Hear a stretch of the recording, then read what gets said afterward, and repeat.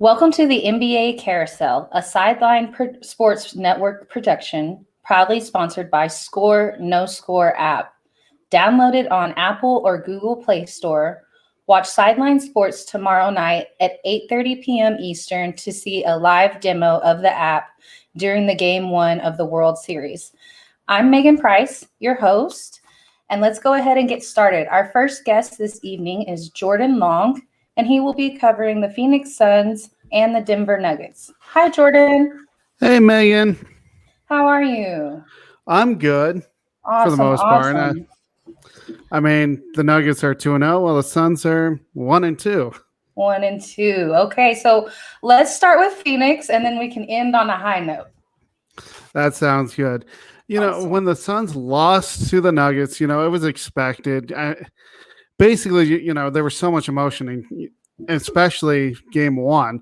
But then game 2, you beat the Lakers. Good team. That was, and we talked about this last week. It was a stepping stone to see where you were. I know it's only 2 games in, but it was a stepping stone. Then last night, or not last night, but on Saturday, I don't know what happened to this team.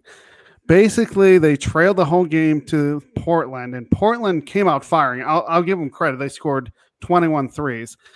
I really wonder what's going on with the Phoenix Suns, and a lot of it has to do, I want to say, with the DeAndre Ayton contract. There's more than just that going on, as we have talked about in our NBA Carousel chat, but we'll get to that when the story actually pops up if there's more information. But I just have to wonder how much that is going through with DeAndre Ayton. He wants a max deal, and honestly, I wouldn't have given it to him. Make him work for it at this point.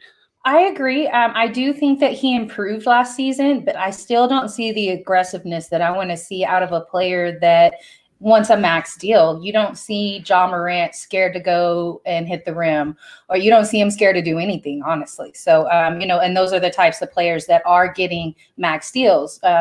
We saw Steph get a max deal this past summer. And in my opinion, he's earned every penny of it. I do think DeAndre Ayton is probably worth, I could see like 120, 130 million for a 4 to 5 year contract and then some incentives. But, beyond that, like a 200 million or 190 million, I don't see it yet. I don't either. But then you look at the Suns actually going and paying Shamet as well as Mikal Bridges, and it makes you wonder how much that is getting into his head. Mm. But the thing that I'm also noticing, especially with the Suns, is I understand it was a back-to-back against Portland, but they're not rotating. They're not communicating on defense, and that is a problem. As we all know, if you don't communicate, there's going to be a guy wide open, even if it's an easy 2 shot. But the fact of the matter is he gave up 21 threes. That's not good. The only good news is you have 3 days to prepare for your next opponent after the Portland game. So that's the only good news. So I'm not too overly concerned. Yes, they're 1-2, but things are going to get better for the Suns. We just have to be patient. So your upcoming opponents, you've got the Kings on Wednesday at 10 Eastern. Then Saturday you have the Cavaliers at 10 Eastern as well. And then you have the Pelicans after that on Tuesday next week, also at 10 Eastern. So what games are you most concerned about, and what do you think that needs to happen in order to be able to get the W's?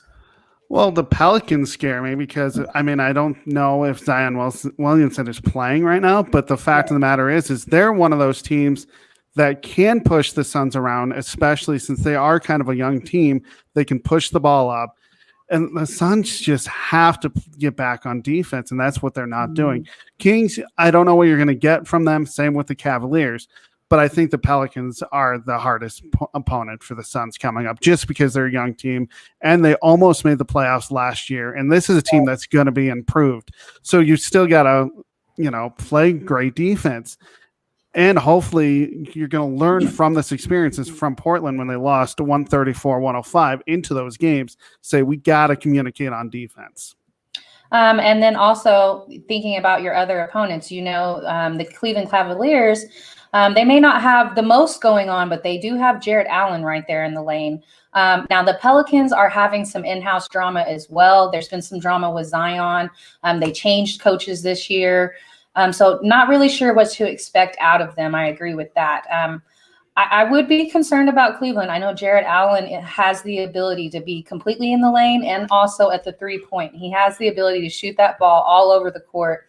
And he's not necessarily – he kind of reminds me with DeAndre Ayton as far as he's not always the most aggressive, but he stepped it up over the last couple of seasons. So, if he wants to take notes from Jared Allen, I think that's who I would take notes from.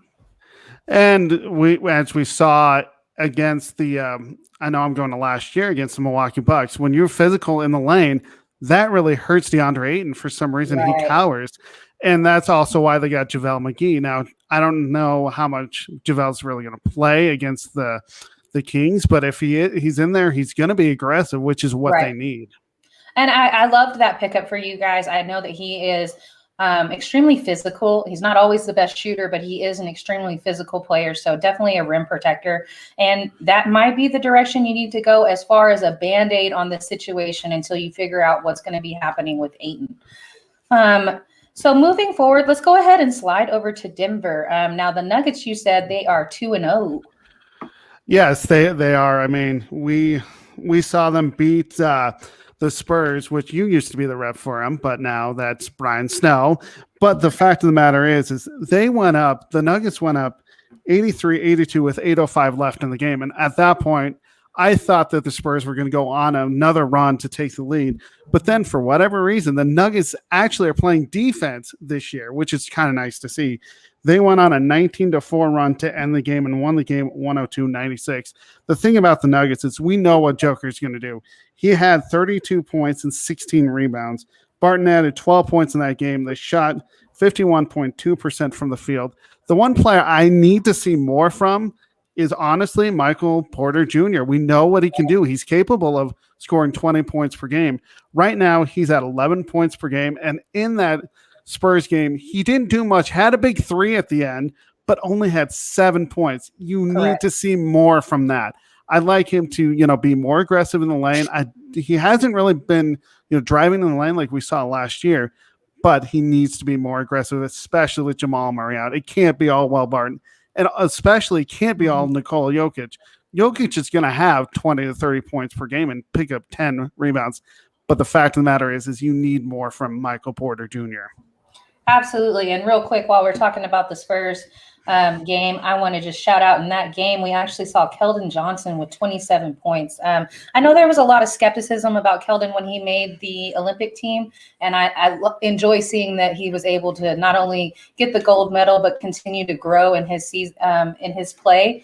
And we also had 4 other players that were in double digits. So while we don't really have a superstar on the Spurs, I think we played a very heavily loaded team in the Nuggets, and we played them well. So I really enjoyed that game, and I got to tell you, good game, sir, and congratulations. It was a good game. You guys are playing team ball, yes, but just like you said, you don't have superstars. You don't have the one go-to guy. That's going to come in time. I know Greg Popovich is going to improve this team a whole lot. I love Pop, but the fact of the matter is the Spurs are going to be better. The Nuggets just, they're looking for a top 4 seed. Right, definitely. And so your opponents this week with the Nuggets, you have the Cavaliers today at 9 Eastern. Then tomorrow you double back and you play the Jazz at 10 Eastern. And then Friday you have the Nuggets. And then Saturday, y'all have a busy week. Then Saturday y'all have the Timberwolves. So Timberwolves, Cavaliers, probably not that tough of a game. Jazz, that's going to be a very tough game. And we always know what the Sparks are like, the dynamic between these two teams. Now, we don't have Jamal Murray, so, we're not going to see the exact same dynamic that we saw in the bubble that was so exciting for all of us to watch. And then Friday, the Mavericks, they're a real interesting team right now. They've made some adjustments. Well, you definitely hit it on the head with Utah, and it's a back-to-back. Those are not easy. At least you're not going from the East Coast to, let's say, Chicago. You're at least going in your own time zone, which is kind of nice. So it's a short airplane ride. But the fact of the matter is, Utah, you have Donovan Mitchell. You have Joel Ingles. I could go on and on about them, but they are a tough team to beat, and I think a back-to-back even makes it tougher, especially in their own building. But for Dallas, you have to stop Luka Doncic.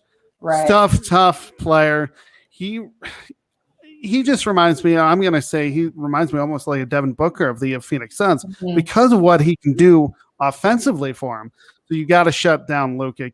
Don't get him involved, but at least that's later on in the week. So you're going to have a few days to rest at least. Absolutely.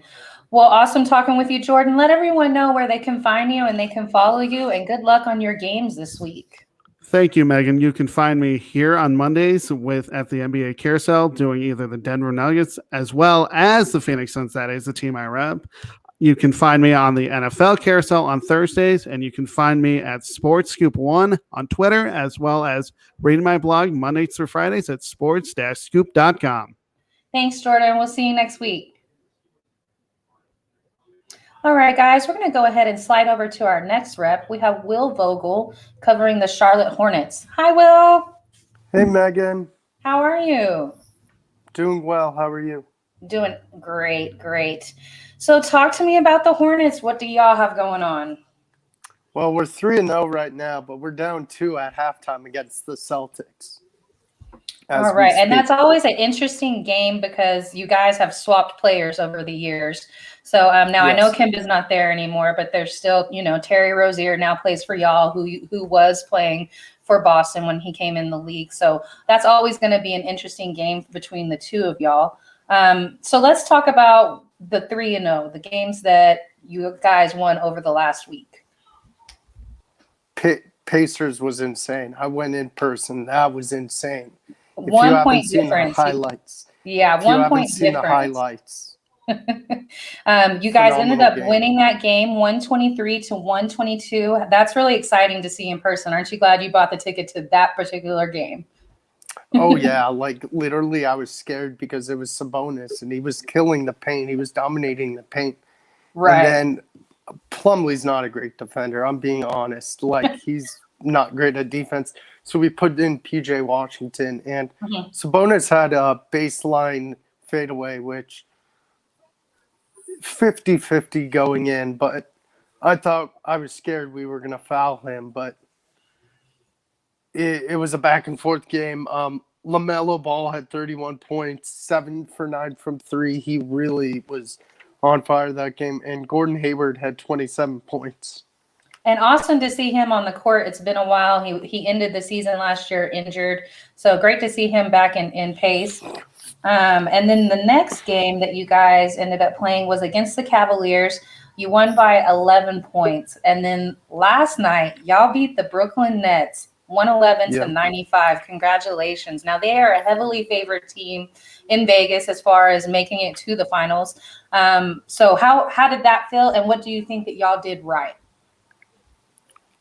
Well, we held Harden to 15, which it's good. He's not in the 30 to 40 range, or it would have been over, even though KD had 38 points. Still, limiting Harden to less than at least 30 was huge. And then you count in Miles Bridges having 32 points and Ball 18 points. And Bridges got named Player of the Week for averaging 25 points per game and 8 rebounds this week. So that's pretty huge. And I think it's just speaks character. It's really awesome. He's a very, very underrated player. Completely agree. Now, I don't see Rozier on that list. He didn't play that game? No, he hasn't played. I think he's still recovering from a little ankle tweak. Oh, I see. Okay. I don't remember how he got it, but I think I don't know if he's playing tonight, but he should be getting better soon. So not a serious injury, just kind of a tweak. Yes. Okay. I don't see him. I don't see him on the roster for tonight. Yeah, I don't think he's playing tonight. No. Okay. And so it is 68-66 with basically 12 minutes into the left in the third. So good luck on that game. And then after that, you have the Magic on Wednesday, and then you have the Heat on Friday, and then you finish up the week with the Trailblazers at home in y'all's house. And then Monday, you also play the Cavaliers. So a busy week for you guys. Y'all have 4 games this week. Which game are you most concerned about, and what do you think needs to be accomplished for you to get the win in those games? Well, I think we'll take care of the Magic pretty easy because they're still rebuilding and stuff. Mhm. They're still under a lot of stuff. Like, they got a rookie, Jalen Suggs, who's pretty darn good. And then Cole Right. Anthony had a heck of a game the other night. And then we played Miami, which is never really easy because you got Duncan Robinson, you got Jimmy Butler, Bam Adebayo, and then Tyler Hero has been actually playing better than last year. Last year, like, he had a great rookie year, and then he had a sophomore slump. Right. And then Yeah. this year, he's starting off pretty well. And then Trailblazers, it would be nice to have, like, Terry back or have someone else like Terry to help guard Dame Lillard and CJ McCollum. Like, and there's a guy I want to shout out, Ish Smith, our backup point guard. I was like, why are we signing him? He's a vet. He's not going to do much.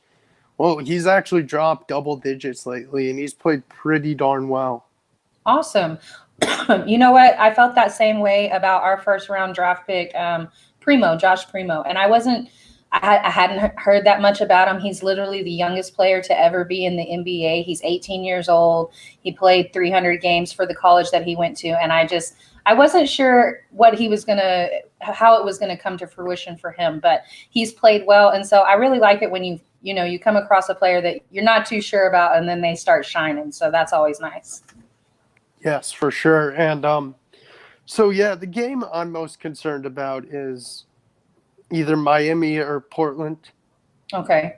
Yeah, I'm interested. I have not actually watched a Miami game this season so far. I have watched some highlights. I'm interested to see like how they move the ball with Lowry, Butler, with everybody that's there. Hero, yeah, exactly. That's what I'm thinking too. I haven't seen much, but who knows? You never know what you're going to get with the Miami Heat. Definitely. Last year, 2 years ago, they made the finals. Last year, they didn't. So you never know. Very true. All right. Well, good luck on your games this week. Go ahead and let everybody know where they can find you, where they can follow you, and we will see you back next week. You guys can find me here on Monday nights repping the Charlotte Hornets. Thursday night, I think sip-offs on Thursdays or Saturdays. And then you can also check me out on the Gauntlet. I'll be returning to both those shows shortly. I've taken a little hiatus, but I'll be back soon. No problem. We're so glad to have you back. Bye, Will. Thank you. All right, guys, we're going to go ahead and get our next rep. We have Tyler Ingram covering the Chicago Bulls. Hey, Tyler. What's up? Glad I can make my debut tonight. Yeah, so excited. Now, we're on a few shows together, so it doesn't feel like a debut to me. But this right. We talk all the time. This is your first episode with the Carousel, and we're so glad to have you on board. So the Bulls have made a lot of noise this season, so let's delve into what they have going on. Yeah, Bulls 3-0. Started the season with a win over the Pistons, 94-88. That was a pretty good game. Zach LaVine played well, 34-7-4. DeRozan, 17-7-2. And Vucevic had 15 points and 15 rebounds. I will say it was a really close game. I was really impressed with Jeremy Grant on the Detroit Pistons. He had 24 points and 6 rebounds in that game. And then on Friday, we played the Pelicans. It was a team effort. Zach LaVine had 32, 6, and 5. Lonzo Ball had a triple-double. He had 17, 10, and 10. DeRozan, 26 and 4. But I was also impressed with Brandon Ingram on the Pelicans. He had a big game. He had 26 points, 8 rebounds, and 8 assists. And then on Saturday, we played the Pistons again. It was a 1-on-1. So we played in Detroit for the season opener, and then they came and played Chicago on Saturday. Sadiq Bey was baller for them in that game. He had 20 and 16. I've been talking about the Pistons and the changes that they've made. They've had 2 awesome drafts back to back, which, I mean, when you don't play very well, of course, you're going to have a good draft position. But they've made some major improvements over there. It's going to take some time for them to get in a playoff position, but they have improved. And so I warn people all the time that don't look at it as a game that's an easy win. Yeah, and it's hard. People look at too much of what happened last season always. People are always looking at recent history, and obviously we know that the NBA is a business. So as teams make changes and draft new players and sign free agents, they're going to get better. And young players are going to just get better when they're in their sophomore year and their third year and et cetera. So I've been very impressed with Chicago. There's some things that I think need to be worked on. I love DeMar DeRozan as a player. Like, I'm glad we got him, but I will say he doesn't play defense, right? At all. Yeah. So he don't play defense. So when I watch the Bulls, they rebound very well with Vucevic, and all those guys have to rebound, but DeRozan gets scored on quite a bit. So like the small forward matchup is something that I get concerned. Like, I think we're playing Boston coming up. So that's going to be a concerning game to me, because it's a styles matchup, and it's like, okay, well, Tatum might get 40 in that game. You don't really. But what I do like about the Bulls is the Bulls are deep. They have, quite a few players. I want to see Patrick Williams kind of break out a little bit more this year. We drafted him with the 4th pick last year, and so far he's off to kind of a slow start. So I think he needs to kind of pick it up a little bit for Chicago. And currently you guys are playing one of your East Coast rivals. You're playing the Raptors, and they are a team that have gone through some major changes. They were part of that trade deal last season with Portland. Y'all ended up getting Powell. Is that correct? Or no, they traded Powell, I mean. Correct, yeah. Trent Jr., that's who they got from Portland. And, I really thought Portland looked better with Trent Jr., but currently right now he has 9 points on you guys. It's 47, you guys up to 40, and there's about 4.5 minutes left in the second. How do you view the game right now? I expect this to be a win for the Bulls. I think the Bulls are a better team than Toronto is. Scotty Barnes has had a pretty good start to the season for the Raptors, and he was the small forward that I was looking at when we were playing. But I think overall we're a better team. And with the stretch of games the Bulls got coming up, because I don't know if you looked at the schedule, but they got a heavy load of games the next 5 or 6 games. Right. So I expect them to win tonight. Talking about the schedule, right? You said a heavy schedule this week. You got the Knicks on Thursday, you got the Jazz on Saturday, Monday Celtics, and then Wednesday Sixers. Back to back with the Sixers, and then you got the Nets, the Mavericks, the Warriors, the Clippers. So you're playing a tough stretch of games here in the first opening 10 games. So when I saw the Raptors matchup today, I was like, okay, well, they need to get this one, because they've been undefeated in preseason. The Bulls have been is translated into the season, got off to a hot start. But of course, it's the NBA and teams are going to lose. So Chicago's going to hit, they're going to plateau eventually. So I hope they can get a W tonight with that heavy load of schedules coming up. What game are you most concerned about in the next week or so? The game that I'm probably the most I am worried about Boston just because of the matchup with Tatum. And then I think Brooklyn and Golden State are going to be tough matchups in about a week and a half. I think those are going to be the games that really stand out. I look at teams that, what the Bulls can do very well is they can rebound. A lot of people don't appreciate how good they can rebound. Vucevic is a monster on the glass, they can get out there and run on teams. I do think the Bulls have one of the best fast break offenses in the league. But I do worry about a matchup with Boston, because I do think Tatum's going to have a monster game against us. And so real quick before you go, last question. What is your favorite thing that they have done since last season? Like in the changes that they've made, roster changes or whatever. What has been your favorite change so far that you've seen out of the last few games? I know you're just asking me this personally because you're asking this for the show, because Megan knows this, or anyone that's watching. But I campaigned on the sip-off last year all during the season saying I wanted Lonzo Ball. I wanted a pass-first point guard, because I think a pass-first point guard with Zach LaVine is going to make him flourish. So I'm very happy with Lonzo Ball, and him getting a triple-double the other night just kind of like it rejuvenated me to think, this is going to be a monster year for the Bulls. I think the Bulls are a bona fide playoff team. Granted, they have a tough stretch of games to start the season, But I'm expecting a monster season from Zach LaVine because of Lonzo Ball being added to the squad. Being able to facilitate that ball, absolutely. All right, Tyler, go ahead and let everybody know where they can find you, where they can follow you, and we will see you back next week if you're able to make it. Yeah, absolutely. You guys can follow me on Twitter at TI Sports Talk. You can also catch me on The Gauntlet tomorrow night, hosted by James Tatum, Detroit Dom, and Jay Nelson, who's on this show as well. And then you guys can catch me on The Sip Off on Thursdays and catch me on the NFL Carousel, hosted by Eric Wilson on Friday nights. Thanks so much, Tyler. We'll see you next week. Peace out. Bye.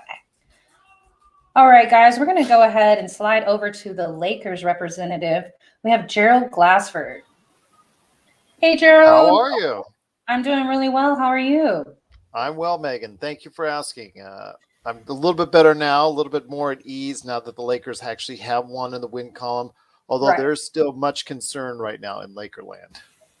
So let's talk about last night's game. That was huge. We saw a monster performance out of Ja Morant, but you guys were able to catch the W.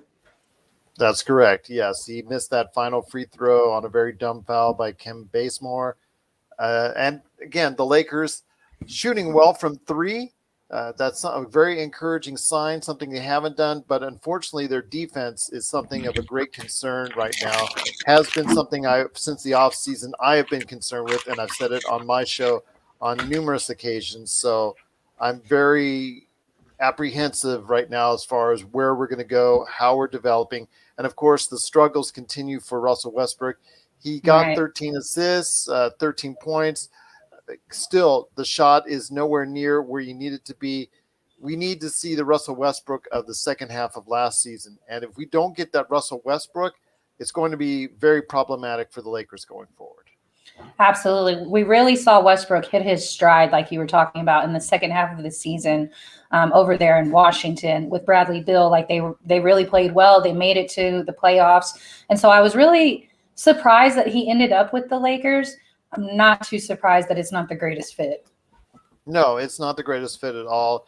And again, the issues with the defense, both on the perimeter and also interior. A lot of points in the paint are being scored by the opponents, and that's something in all three games that's been a great concern as well. So the defense is something that, again, last year was a calling card, and that obviously the year that they won in the season, that they won in the bubble and all that with their championship, their defense was their calling card.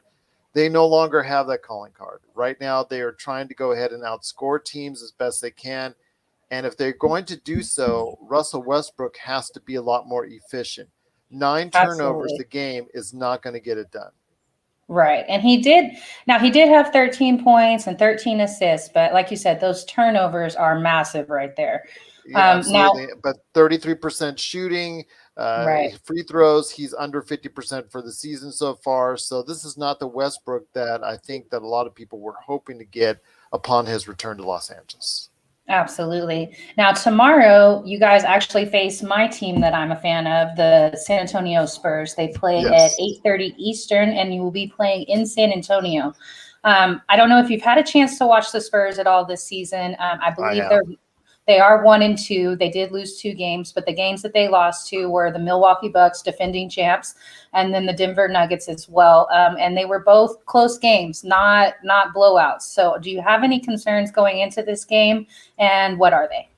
Oh, I have concerns every day right now. I've had concerns since the first preseason game when it comes to Lakers, because on the defensive end, they're not able to stop anybody right now. And that is a great concern, even though Anthony Davis seems to be doing a 1-on-5 deal on the defensive end. And that's not fair to him.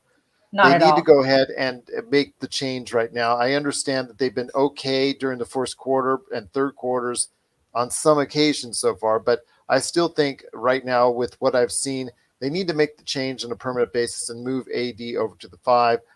Keep Bazemore in the lineup as a defensive individual. But whoever you want to go ahead and bring in right now, there's a lot of individuals that are coming and going as far as their consistency.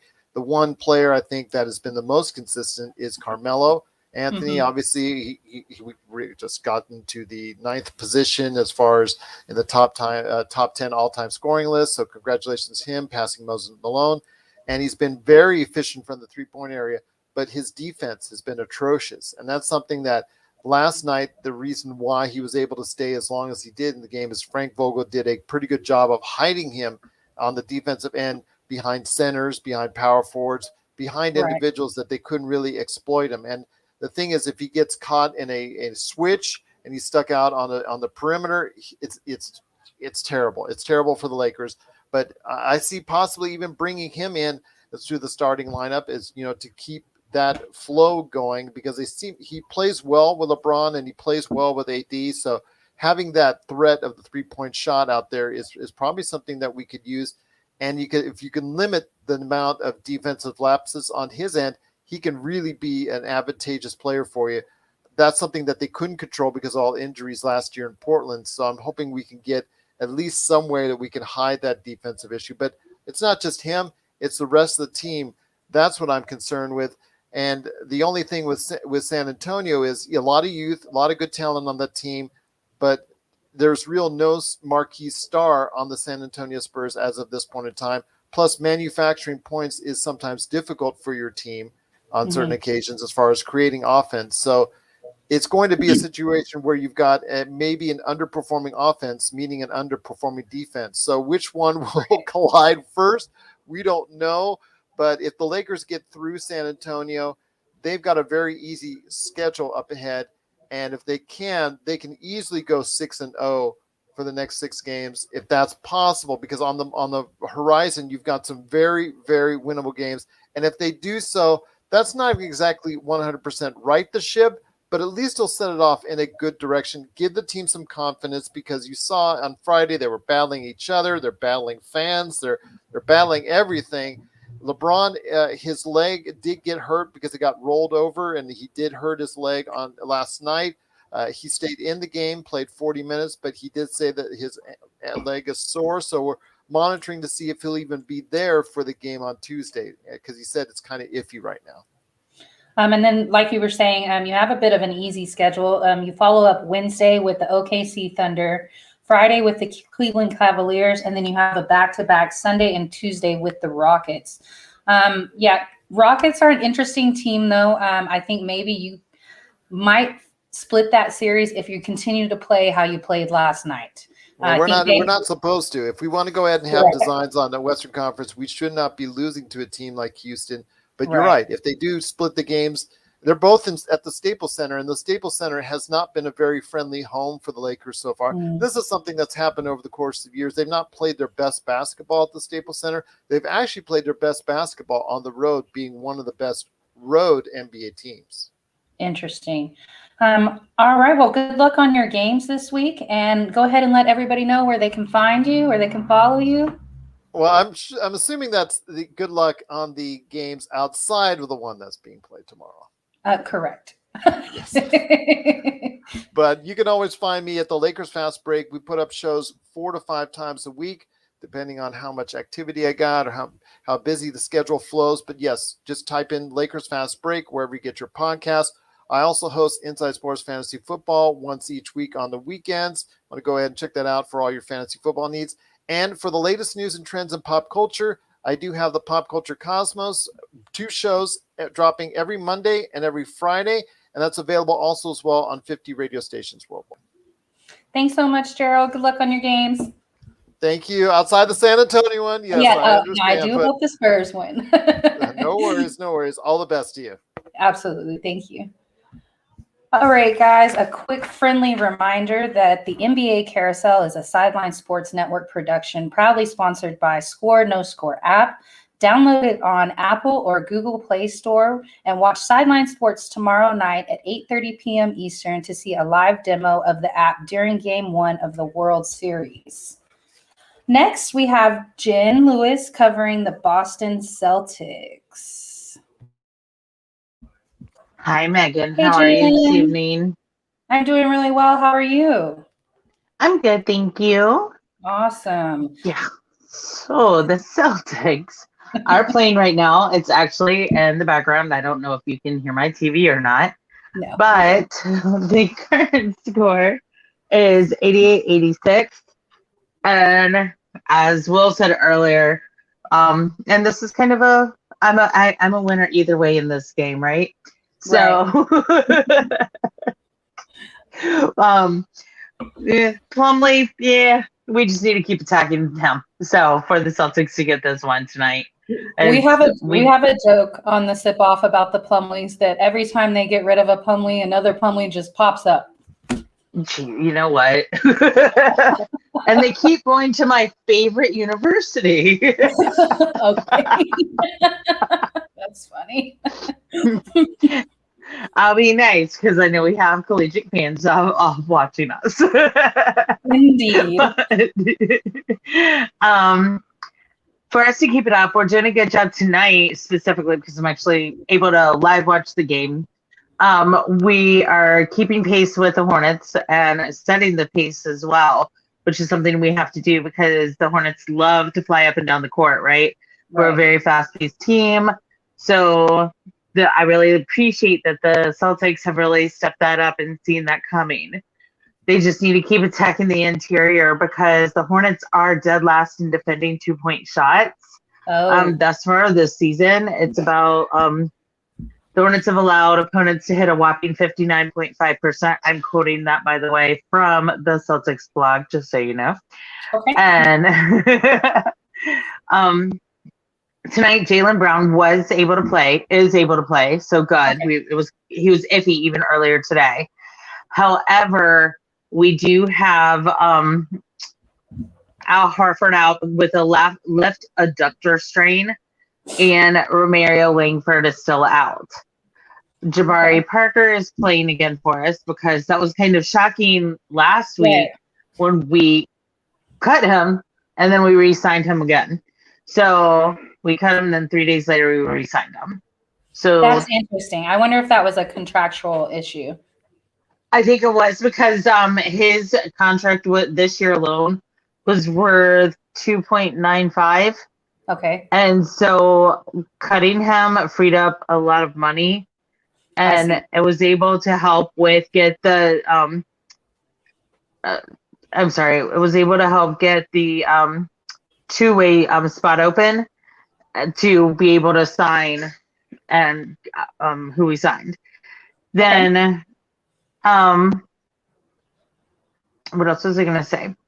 I forgot. Ask me a question. I'm sorry.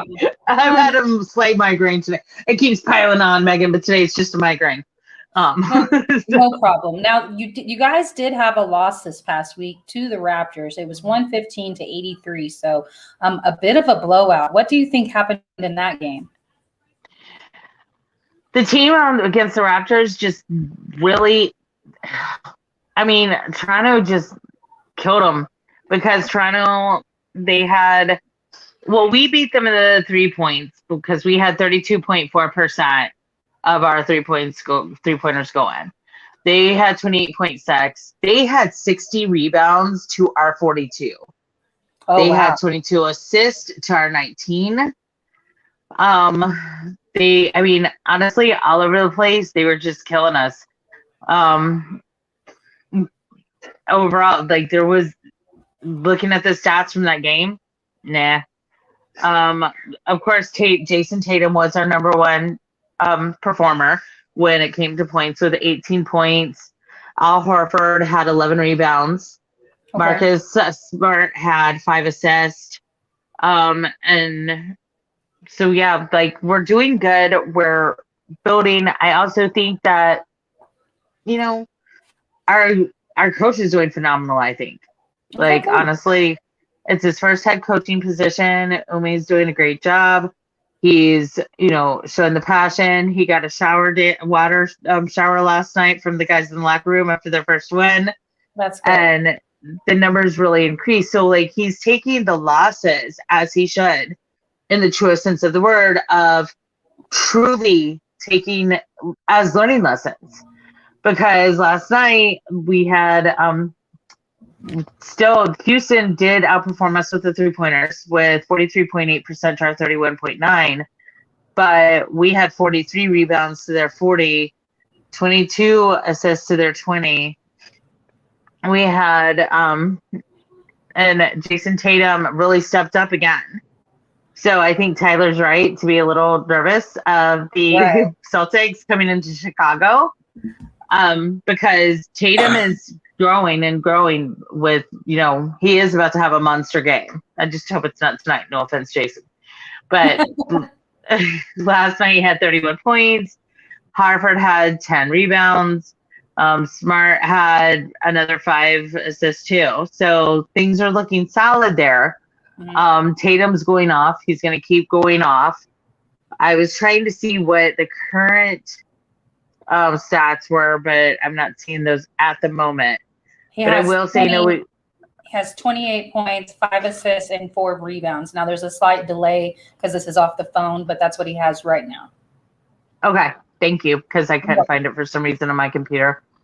And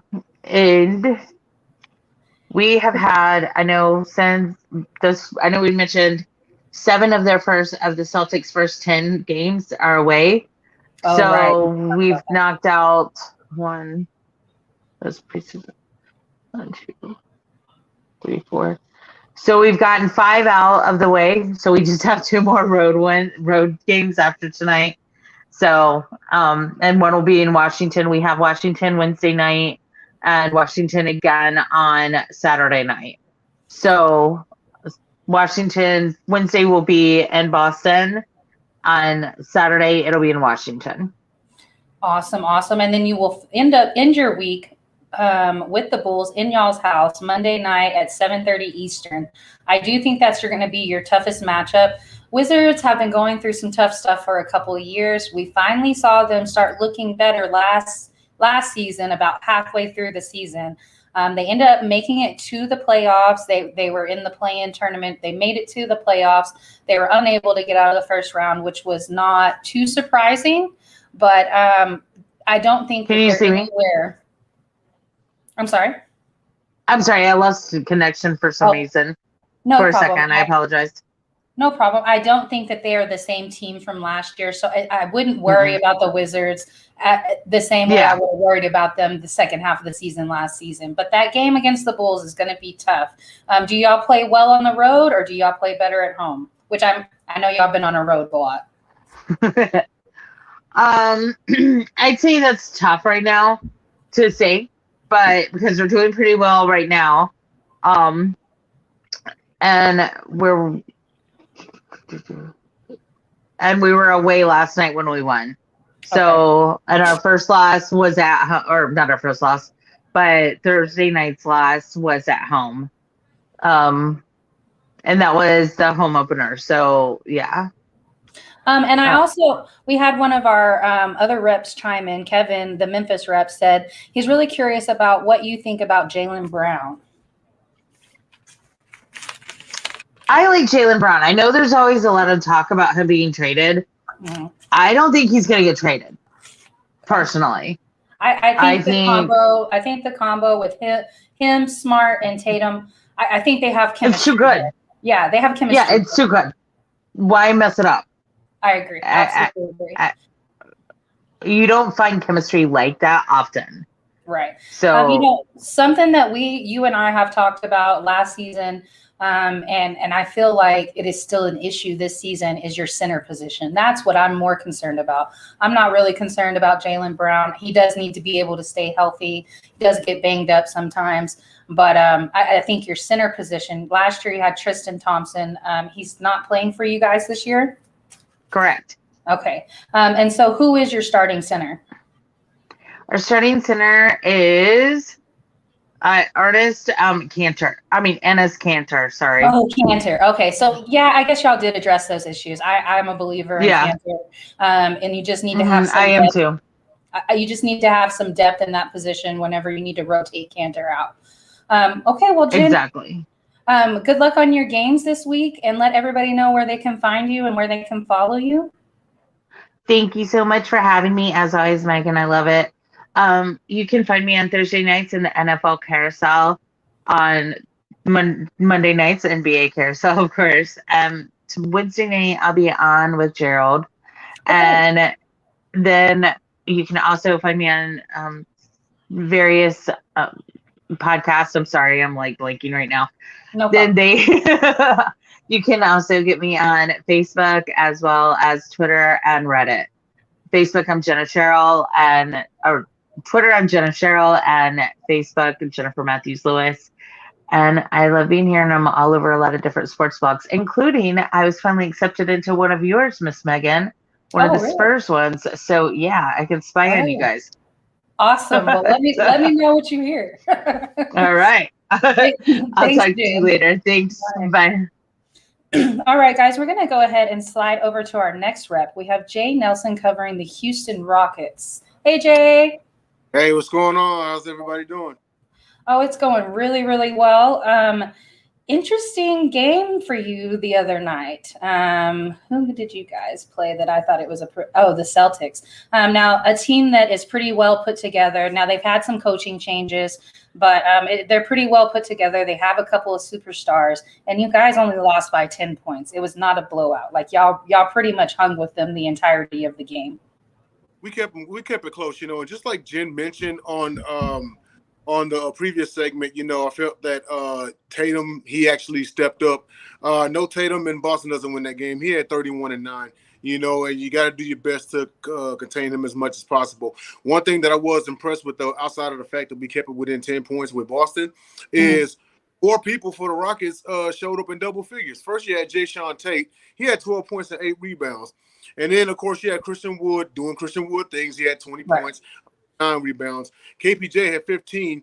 Jalen Green had 30 points, and he was 8 of 10 from 3-point range. Oh, okay. So, third game ever, pretty showing out, So that's 4 players in double figures, and not to mention that sick, nasty dunk toward the end of the game that he had. Man, that kid has ups. Like, I don't know. He definitely has major ups. He has a vertical that is out of this world. And y'all were able to contain Marcus Smart to 8 points. I think that was massive right there. He's known to hit 20 points pretty easy. Yes, absolutely. I know some people might call him streaky and whatnot. I've always liked Marcus Smart as a shooter. I paid good attention to him back when he was at Oklahoma State playing ball. And I always figured, like, if he would just fix his attitude and everything a little bit and refine himself, then he can really fit in the NBA. But, yes, we did hold him to 8 points. So, the defense is there. It's coming back. Right. But just kind of give them a little bit, Now the game before that, which was our home opener, we did beat OKC 124-91. I know it might blow out. Yeah, it might be one of those games we're supposed to win or supposed to lose, depending upon how you see the Rockets or the Thunder. But Wood had a double. He had 31 and 14. EG had 22 off the bench. So Gordon obviously hadn't gone anywhere. And then, of course, there's KPJ, and he had a double-double, too. He had 18 and 10. So I was really impressed with the guys that night. Again, they're young. I'm giving them time. I got a lot of patience. I know that this takes time. But it seems to me like they're gelling together already. Right. And I agree. Speaking of defense, and we're talking about 2 high-powered shooters in Dort and SGA. You kept Dort to 8 points and SGA to 13 points. That's astronomical because they both apiece hit 20 and 30 very easily. Exactly, because me and you both know, had this been 3 years ago, that would have never happened. Absolutely not. No, not at all. No defense. So tell me what you think your favorite thing has been since you've had so many roster changes in this offseason. Well, from the beginning of last season to now, what do you think was the best thing that you guys have done? And then we'll talk about your opponents, your upcoming opponents. I would say outside of the Jalen Green pick, in which, I've never, I've never really been one to get all excited at the shiny new toy and everything. I got to see how everything plays out and how they pan out on the field. But I really felt like the Rockets had one of the better drafts this past offseason. Like, it was all the Rays. And even though we're 3 games in, you kind of see it like, all right, they drafted well and they seem to be gelling well. Remember, this is going to be Stephen Silas' first season with his team. Right. But outside of that, my favorite thing this past offseason was going and grabbing some more big guys from overseas. I know long gone are the days of Clint Capella and Luis Scola, but I know when they were with us, they were some bangers, and I've been longing for some players like that to come back to Houston. If not, get back Clint Capella, but I know he's doing all right in Atlanta. But he's found his crew. But I thought that was a huge loss for you guys, but that was definitely a part of the Mike D'Antoni days. So, he just was he was all about small ball, and it's great to see you guys coming back to big ball, playing defense. It's coming together, and I'm a believer in Steven Silas, so I think he was absolutely the right guy for the job. Your upcoming opponents, you have the Mavericks tomorrow night at 8:30 Eastern. Then you have the Jazz Thursday at 8 Eastern, and then you have a back-to-back Sunday and Tuesday with the Lakers, both of those in the Staples Center. Now, I told Gerald that I think that y'all might split that series. I think you guys are hot right now. Just what I've seen from you guys, I think that it's coming together, and the Lakers don't look like it's coming together. It is coming together, but I'm a realist, so I'll go as far as saying this. If we end up taking one from the Lakers, it'll be more so that they lost the game than we wanted. Because right now, their chemistry, did you see the shoving match the other night? Oh, yeah. Dwight Howard. Exactly, So, I mean, the Lakers, they've kind of got their issues over there. Can we still win? Yes. Honestly, we'd be lucky if we went 2-2 the next 4 games. I think at the Mavs, the Jazz, of course I'm rooting for them, but we may actually drop that game. And then the Lakers, from the way the Lakers are acting, that's a toss in the air. Then again, the NBA is really funny like that because it's like you can win a season series against the team and then see them in the playoffs, and it's a different story, Right. So it'd be funny if we did take both games versus the Lakers. It'd actually be hilarious. But and then tomorrow, you know how these Texas rivalries are: the Mavericks, the Rockets, the Spurs. Like those are always huge games for any of us when we play each other. So, what concerns do you have with the Mavericks? We got to find a way to bottle up their future MVP over there. However, if we can hold some of the better players on other teams to single digits, we actually have a shot at stopping Luka, and once I know it's a coin flip at this point, but if we can slow down Luka and then get the big guys involved, keep playing defense, let Jalen Green do his thing, keep Christian Wood down low and snagging those boards, out rebounding them, because I think the key is out rebounding these cats. But Wood and the other two, they're the ones for the job. I think if we play a flawless game, we can beat the Mavs by 15. Okay. And this is my advice to anybody that is playing Memphis or playing Dallas. You have those 2 big stars. You got Ja Morant, you got Luka. I don't think you can contain them. They're going to do what they do. They go off. It's just going to happen. I think what you have to do is shut down their supporting cast. So that means that you're not going to blow them out, but you might be able to catch the W if you can shut down their supporting cast. Yes, absolutely. I mean, is it entirely possible that Luka goes off for 35 or 40 and we still beat him? Yeah. Now, if he gets in the 45, 50-point range, that's not looking too good for us. Right. We single-handedly win games. Right. So it is entirely possible that we shut the other 4 down and Luka still beats us single-handedly. He's that good. Yeah, well, you're right. He is that good. All right, Jay. Well, thank you so much for coming on. Let everybody know where they can find you, where they can follow you, and good luck on your games this week. Hey, thanks a lot. Well, you can catch me on Monday nights on the NBA Carousel, hosted by Megan Price. Also, you can find me on Sports Gauntlet. On the Sports Gauntlet, that is Tuesday nights, and we're going to be going on the air about 9 p.m. Well, actually, hang on. It'll be 10 p.m. Eastern. And we'll be talking about, of course, the week of the NFL. So last week's games and the upcoming games, of course, everyone's favorite segment, the Sports Moron of the Week. And, of course, on sports-related topics for 5-10 minutes. And then also you can find me on Roku at Visual Dramatics Productions. I have live commentaries up. Please check them out. Another one's coming soon. Shout out Craig Davis. Shout out Marshall Hill, my Unconventional Kings fam. See y'all next week. Thanks for having me. Thanks, Jay. All right. All right, guys, we're going to go ahead and slide over to our next rep. We have Cool McCain covering the defending champs, the Milwaukee Bucks. We doing the whole season like this? Can't call it. It's a week-to-week thing. Right, okay. If you're feeling good about it, yeah. Yeah, why not, you know? Right, definitely. All right, well, let's talk about your Bucks. How have they been doing? Well, they've been up and down. Let's say it like that. Got blew out by Miami. But when you let Jimmy Butler score 21 and get 6 assists, 4 rebounds, you know, you let Bam get 20 points and assist, 13 rebounds. You let Tyler Hero get 27, 5, and 6, right? Good. And then you let Dwayne Dedmon get 13 and 9 on you. You probably had a bad game, and that's definitely what happened. And nobody in Milwaukee decided that they wanted to come and really show up for that game. No one even hit 20 points, right? Oh my goodness. We've got multiple time MVP on the roster.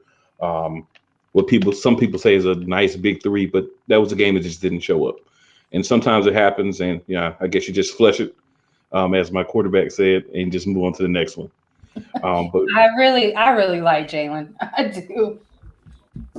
Yeah, I like him a lot too. And we started off the season with a good win over the Nets, right? So that was a ring night. A great thing, a lot of energy. So I expected that to kind of go the way it did, and not necessarily a slight to the Nets because they're a better team than what they came out and played their first game. But I think you kind of caught Milwaukee still on that high for the championship. Right. And they just kind of did their thing. Right. And that was great. So, and then the game against you guys, it was a little bit closer. Yeah, it was a little bit closer. Close game. So it's kind of like what I've seen so far is if we're going to get blown out, they're just going to get blown out. It just happens. Able to get a good blowout win and then able to win a close game against a very good Spurs team that played us really tight. Because in that game, you guys had quite a few people that hit double digits on us as well. Dylan McDermott had 25, 2, and 4. 6 and double digits. Yep. You had, I think it's Kellen Johnson had 20. You had Lonnie Walker. Oh, yeah. Guy I know very well from his ACC days. Okay. Dropped 17 on us. Poto, DeJounte Murray both dropped 10. So you had quite a few people that played really well. And I think it shows, like what I was talking about last week before the games were played, it kind of shows they're still not there yet defensively. Milwaukee's not the same team. We lost PJ Tucker. And by the way, he did score 8 points on us. That's like a 40-point game. Oh, whoa. I'm not he must have been really. I'm not doing it.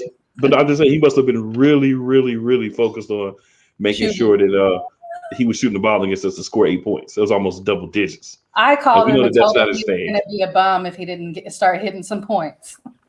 Hey, well, he decided to hit a few points against us. But like I said, that's almost like a 40-point game for him. But it's just a matter of the new pieces getting integrated. Grayson Allen's playing, fine. We're beating the Pacers right now. We've got a rematch with you guys coming up. So it's not a necessarily difficult start to the season. It's kind of like a mediocre start to the season. It's one of those where we're going to have a lot more difficult games as we get further along. Right. The two most difficult games I saw coming up first was the Jazz and the Sixers. Indeed. You play the Jazz on Sunday at 8 Eastern. I'm not too concerned with the Jazz yet because I think they're in the same place, right? You got new pieces. You're kind of figuring everything out. If you want to catch the Jazz, you want to catch them, try to sneak one from early in the season. But it just depends on how we play. It just depends on if Giannis is motivated that game or not. He has a couple of games where he takes off. I mean, it's honest. He's done it his whole career. He's gotten better at not doing it as much. But, regular season's a grind. There's a couple of games you're going to lose that you're like, why did I lose that game? When you look back and you see that you're in 2 instead of 1 or 3 instead of 2. And there's a couple of games that you probably should lose because you're not playing well that you're going to win. So it kind of all balances out. The better teams normally end up near the top, but you got to get there. And it's going to be long. It's going to be difficult. I hate that we have to play you guys again so fast because, like I said, young, a lot of guys that can score, a lot of guys that can play defense. And like the Hornets, you want to run them. And, we're not the youngest team anymore. So we kind of want to sit you down, play hard defense. What I like most that I've seen out of the Spurs in their first 3 games is ball movement. It's fast, it's up tempo, and it's not the Spurs of the old days. It's not a slow game, and I really enjoy that. I enjoyed that game, and while we did get beat by 10 points, I felt like we played you the entirety of the game.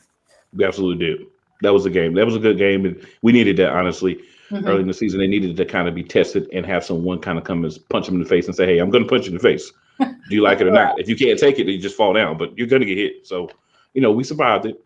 We'll get another chance against y'all soon, so that'll be a good game to watch. But, I think y'all are a lot better than you were last year, and I think it's all chemistry. I think you got younger, you got more athletic, you got hungry, and Pop's going to get a chance to just go out and coach these guys and put them in the best situation, and he's someone that can do that. So, I expect you guys to be hovering around the playoffs this season, so don't let me down. And I also expect Lonnie Walker to be playing his heart out. He is going to be playing for a contract extension because we didn't pick him up for his extension yet. So where the deadline hit, and which we can still pay him, we can still pick him up, but he's definitely playing for that contract right now. So I do believe he will be hungry, and that's going to be somebody that y'all are going to have to watch out for. I think the other person that you're going to have to watch out for was our number 1 draft pick from not this past one, but the one before that, and that's Devin Vasel from FSU. We didn't see him really just come into his own until this season. He's a deadly 3-point shooter, and he has started attacking the rim as well. So it's starting to look like he's finding his position on this team. And, we don't start our draft picks. If you're a rookie that season, you're not starting. That's not how our system works. But I think we're going to see Vasel get a starting position this year. Yeah, that could be big for you guys. I think for us, some of the things to watch out for are going to be guys like Grayson Allen, George Hill, Pat Connaughton, those guys, because we know most of all what you're going to get out of like Giannis, Middleton, right?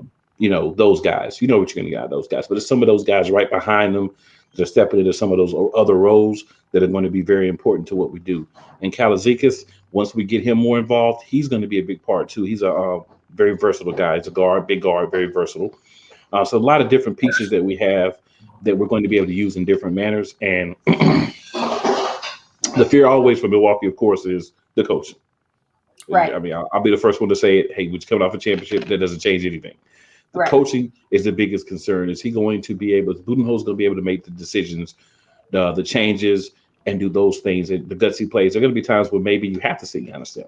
There may be times where you need to play him more. There may be times where situationally you need to put people in certain situations. I'm still a little concerned if that's something he's going to be able to do, because I felt like the players mostly did it themselves last year in the playoffs because they were not going to lose this opportunity. So I just want to see more of him, like actually coaching, developing the young guys, gelling, getting the right rotations, and see if he's going to be able to do those things this year. If he does that, I may ease up off him a little bit. Right. No, I agree. I felt like there were a lot of games last season that you guys got outcoached. And you almost got outcoached by Steve Nash. That's tough in his rookie season as a coach. Well, thanks so much. Cool. Let everybody know where they can find you, where they can follow you, and good luck on your games, minus the Spurs game this week. I'm just going to take it as good luck on all my games. Thank you, Megan. You're welcome. But you can find me on Mondays here on the NBA Carousel. You can find me on Thursdays on the Sip Off. That's at 8:15 Eastern Time. You can find me on Fridays, playcallsportstalk.com. Very interactive sports talk. Check us out. It's a lot of interesting things going on the show. A lot of interesting things we talk about. We have a lot of fun. Also, thank you. And also, you can follow me on Twitter at Cool McCain. You can find me on Instagram at Cool_McCain. And next week, Chance is still here. Thanks, Cool. We'll see you next week. All right, guys, we're going to go ahead and slide over to our next rep. We have Kevin covering the Memphis Grizzlies. Hey, Kevin. Nice to see you. Hi, namaste. Nice to see you guys as well. Glad to be back. Yeah, it's been a little while since we've talked. But I'm excited to have you as our Memphis rep this year. And you will switch back and forth between Cleveland and Memphis. But I thought Memphis would be a great team to cover tonight coming off of last night's game. Now, I know it was a tough loss, but an astronomical performance from the superstar Ja Morant. Man, what that person is, I really can't see anything, anything more better than that. I've been impressed by Ja Morant since the play-in tournaments. Before that, I did not give much attention to him. But since then, covering him in the playoffs and then watching him start this year as well, that guy, he had, he's like astronomically good. And when a player like Paul George tells that he has got those drives of 2011 D Rose, you actually know what kind of potential that guy has and what talent he has. Right. So, he's carrying Memphis on his own shoulders. And cheers to Tyler Jenkins that he created such a good system around him that, we get to see what Ja Morant actually is. And this year, I'm actually quite curious because in the offseason, there were a lot of reports, a lot of writings about how Ja Morant is going to train. And Mhm. he has planned more. He has planned more to have more perimeter shooting. Since now the teams know that he's very destroyer rim attacker. So now he has to balance both of these. He has to balance with perimeter shooting as well as in inside attacking as well, rim attacking as well. So this year I'll be curious what amount of shots he will put and what type of shots he'll get. Either it might be a pick and roll or pick and pop kind of shoots, or either it can be a catch up shooting. So whatever it may be, I'm really looking forward to what he has in his plate when he's trying to shoot all those perimeter shots. Definitely. Now, you guys have been pretty successful. Besides that game, you had the Cleveland Cavaliers on Wednesday, and you won 132 to 121. And then you beat the Clippers Saturday, and that was an awesome game, 120 to 114. What did you like about that game the most? What do you think that y'all did the best that it resulted in that win? Basically, when the trade happened of Steven Adams and Jonas Valanciunas, both of those switched their teams. I was looking forward to how Steven Adams would operate with Ja Morant in this particular team. And when my basic thing when I watch any team is how a player is contributing to global offense. So when I see Steven Adams, 17 points, 9 rebounds, 5 assists, 1 turnovers, 2 steals.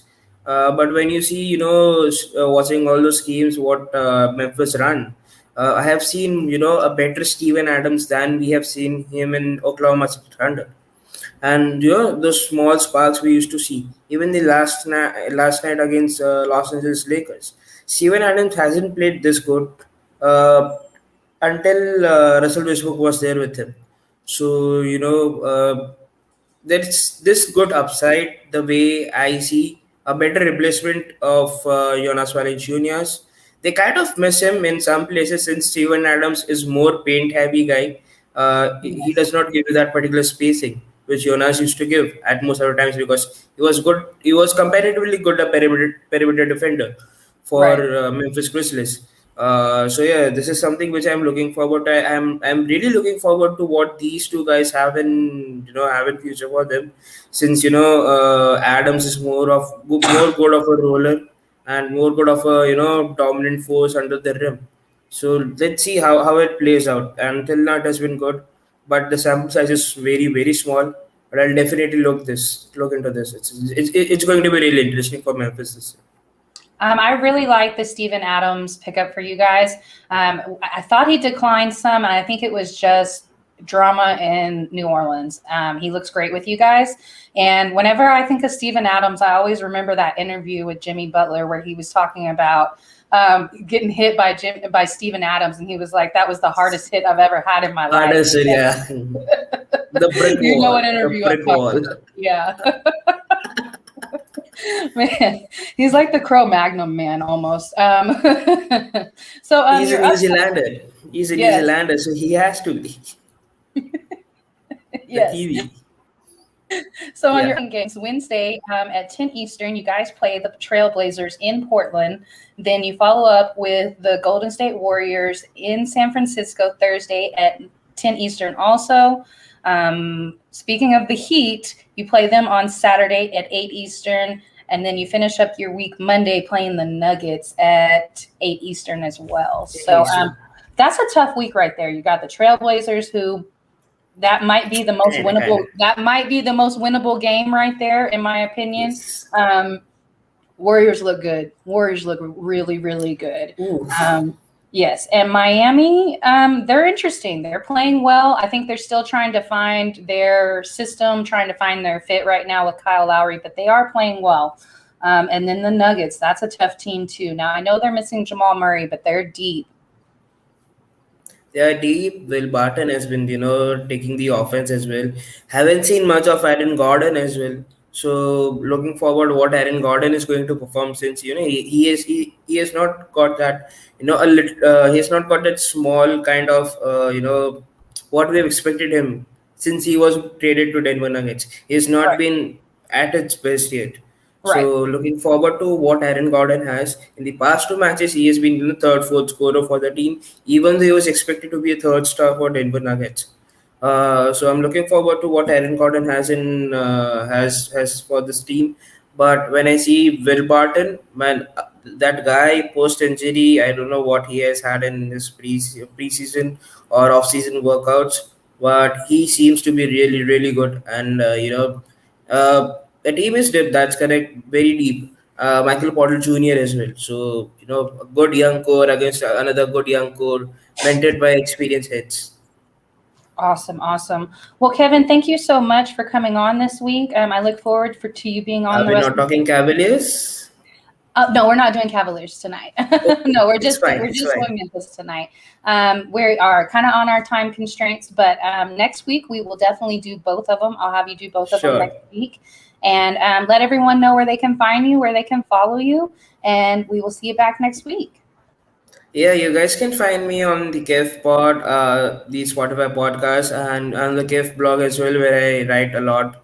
Currently, I've been interning with a lot of media agencies, so covering a lot of cricket and football and badminton. But yes, it has been a really good journey. You can also find me here on Sideline Sports NBA Carousel, where I talk about Memphis Grizzlies and Cleveland Cavaliers as well. Both of these teams have a really good high potential, and if you really want some good insights, you can just come here and just listen to me. And as always, the season is always going to be interesting. And with NBA Carousel, I know the insights would help you so much to watch all these games that you'll never miss it. Right, definitely. Thanks so much, Kevin. We'll see you next week. Yep. All right, guys, we're going to slide over to our last representative. We have Steve Shawanda covering the Golden State Warriors and the Brooklyn Nets. Hey, Steve, how are you? Good, Megan. How you doing? I'm doing really well. Glad you got to fit us in your schedule. I know you're a busy guy. Yeah, I would say we'll see if my daughter comes out from dance and interrupts us at some point. But I'll try to. No problem. To be quick, which for me is really hard. But I'll try to be quick. All right. Well, let's start with Golden State. Yes, the unofficial California State champs, beating Lakers, Clippers, and the Kings. So yeah, they did the old California sweep and took care of business. Steph's been Steph, which obviously we expect. 31, 9, and 7. He struggled shooting the field in the first game, but ended up with a triple-double still. Then he drops 45, comes back with 27. So he's Steph. But it's been the other. I mean, Jordan Poole averaged 17 a game. Wiggins just over 15. And really, we kind of thought they would just kind of tread water a little bit. I mean, Wiseman should be back sooner than Clay, and then obviously Clay probably towards the beginning of January, the calendar year. So I really was thinking that around the All-Star break is when they'd actually start to, find their rhythm a little bit. But obviously, to beat the Lakers, Clippers, and Kings are the Kings, but beating the Lakers and Clippers back to back to start your season is a great start. And they have 2 games against Oklahoma City coming up, plus Memphis, Charlotte, and New Orleans. So, I mean, obviously, there's not any game you could lose because it's they're all professionals. But I don't know. I don't know about OKC. Did you see that the Houston Rockets held SGA to 13 points and Dort to 8? I don't know. I think that's almost a guaranteed win right there. Yeah, I mean, playing OKC, Memphis, OKC. That might be. I mean, at worst, you're going to win 2 of those games. You'd think, right? But so if they can start the season 7-1 or Lord, maybe even 8-0, obviously that's a great start. Right. Steph he's going to pass Ray Allen as the career leader in 3-pointers this season. Right. On pace right now, he's going to be a front runner for the MVP. And obviously he does so many. Yeah. So he does so many crazy things that we just take for granted at this point because it's just Steph being Steph. And it's just what he does. But the thing that he does the best is obviously he moves really well without the ball. But he's also such a great screen. He's such a great screener as well to get his teammates open because obviously if he sets a screen, the help defender is going to be more concerned with Steph because he's Steph. And then, he's going to get his teammates open. So, yeah, it's been a great start for the Warriors. By the time we talk next week, they're probably going to be 6-0, maybe 5-1, but I think 6-0. So, yeah, it's a great start for them. And they've had a little bit smoother of a start than the teams that I talk about from the Eastern Conference. Let's just say that. Indeed. Now let's slide over to them. I thought maybe we would end with the flair, the drama going on over there in Brooklyn. We had KD come out today, say that he didn't agree with Steve Nash or James Harden's opinions about the new foul rule. What do you think? What do you think about that? Well, well, as far as that's concerned, I agree with KD. I don't know if you say that publicly that you disagree with one of your teammates or your coach. That might be a little bit. But personally, I hate the fact that James Harden would jump into somebody and it's a foul on the person that he jumped into. So the fact that they're taking that away, I love it. I thought it was terrible for basketball that they would let, and obviously other people did it too. But James Harden was the person who did it a lot. Made it an art form. And you're like, how is this a foul on the guy that he jumped into? He's completely out of control. He flails his arms up in the air and he gets to shoot 3 free throws. So I love the fact that they've changed it. Not great for team chemistry if your best player is telling the press that he doesn't agree with his coach or his other star player. Indeed. I mean, they're 1-2 right now. The loss to Charlotte was kind of surprising, but Charlotte's been playing great so far this early season. Obviously, they were able to beat the 76ers, but then lost to the Bucks on opening night, obviously. So it's been a tough schedule, but, that Hornets loss is the one going into the year that you wouldn't expect them, to have. But, KD has been, he's been KD. So he's averaging, 33, 10, and 6 right now. So he's been amazing. Harden has not played great so far. Patty Mills, though, has played outstanding so far. I knew he was going to be a great addition for you guys. And they're playing right now. I clicked over. So at halftime, it was 59-42. They were up on Washington, and Durant already had like 20. And Patty Mills already had he had double digits too. So, yeah, he's been playing great. And Washington, they were struggling early. They were down by as much as 25. They decided not to play defense at all in the first quarter. They gave up 38 points in the first quarter. Goodness. Then Washington started, so Beal, Kuzma, Dinwiddie. I like that at KCP. I like that team. Daniel Gafford's been getting great minutes, great energy off the bench. So I really like that team. It's been. I forgot that they got Dinwiddie from you guys. Yeah, it's been. Okay. I mean, the Washington really does have a nice team, and I like what they've done. But for this day, it's basically, I said, it was about 25 points at the biggest. They got it down to like 13, I think was the closest they got it to. But it's basically been between 15 and 17 the rest of the game. Obviously, I'm not watching it at this exact second, but but the Nets, I mean, they're going to be okay. Besides the game that they're playing right now against Washington.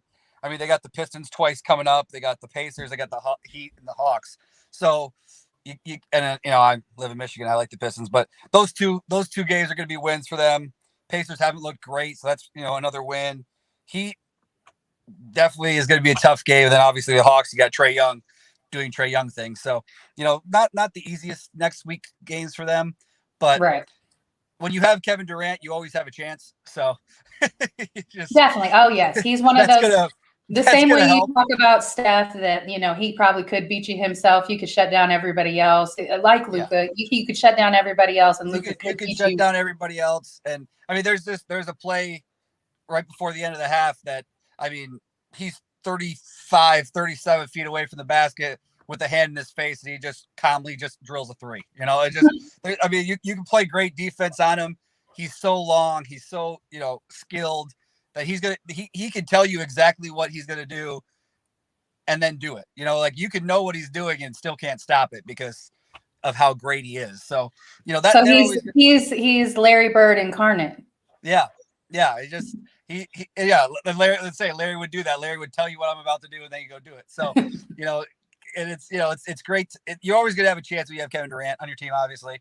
So like I said, their biggest problem is everything else. Once you're on that 94 by 50 court, just let Kevin Durant do his thing. But it's everything else that you have to focus with. But we'll see how this week goes. Awesome.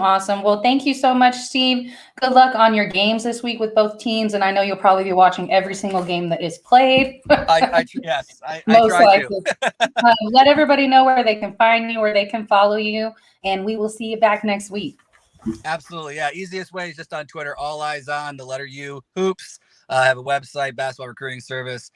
Flagrant Friends is my NBA podcast. I'll be starting probably right around the Christmas time, since right now I'm still focused a little bit on Perched on the Gridiron, my football podcast, which you can get wherever you get your podcast. But here every Monday night talking about whatever team Megan asked me to talk about. And everybody have a great week. Thanks, Steve. We'll see you next week. All right. See ya.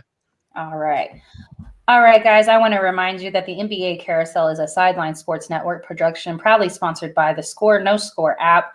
Download it on your Apple or your Google Play Store and watch Sideline Sports tomorrow night at 8:30 p.m. Eastern to see a live demo of the app during the Game 1 of the World Series. And also, even though the WNBA season is over, majority of the ladies have started their overseas seasons, and you can find those games usually streamed from their WNBA team sites on Facebook. So don't forget the ladies are still playing. Good night, guys. Thanks for watching.